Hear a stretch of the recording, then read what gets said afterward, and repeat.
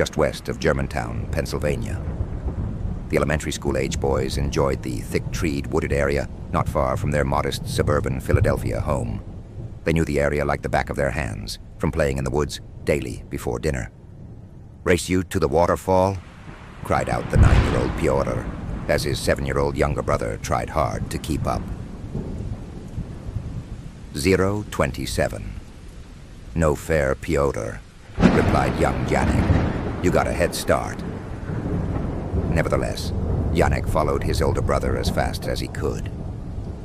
The boys' sneakers could be heard slipping and sliding on the wet leaves as they ran down the path toward an 18-foot modest waterfall, which led to the small local creek that ran through the woods.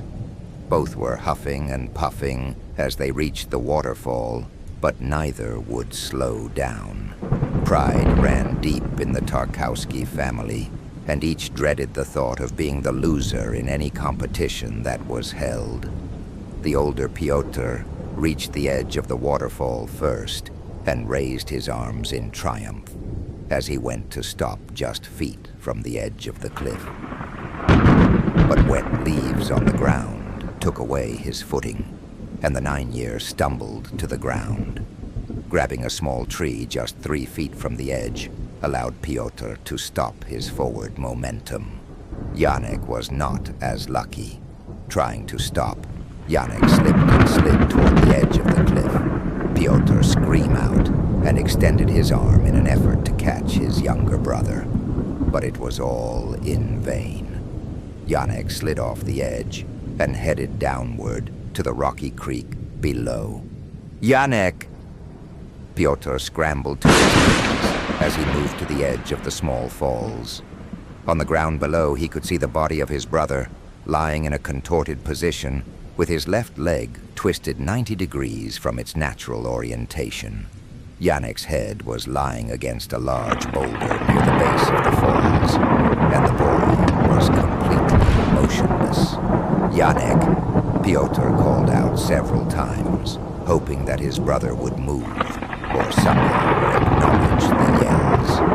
But the boy continued to just lie on the ground. Fearing the worst, Piotr descended the cliff and headed toward the creek, all along being careful about the wet conditions in the wood.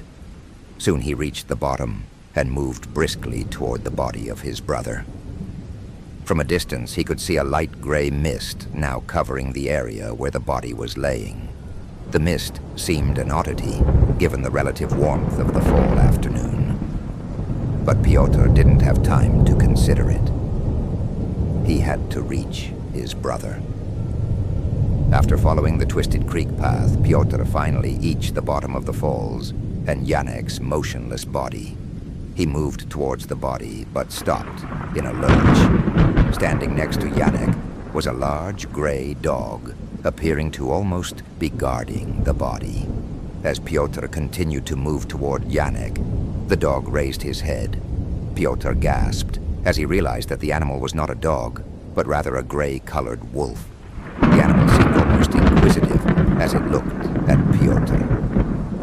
Then, in an instant, the wolf took to flight, heading down the creek and into the woods. Piotr stared at the animal as it ran away, and then immediately went to the side of his brother. Janek was unresponsive, and his body was already cold to the touch. Piotr screamed for help, not giving up until adults from the area finally came to his aid. But paramedics could do nothing for the young boy as his grieving parents and brother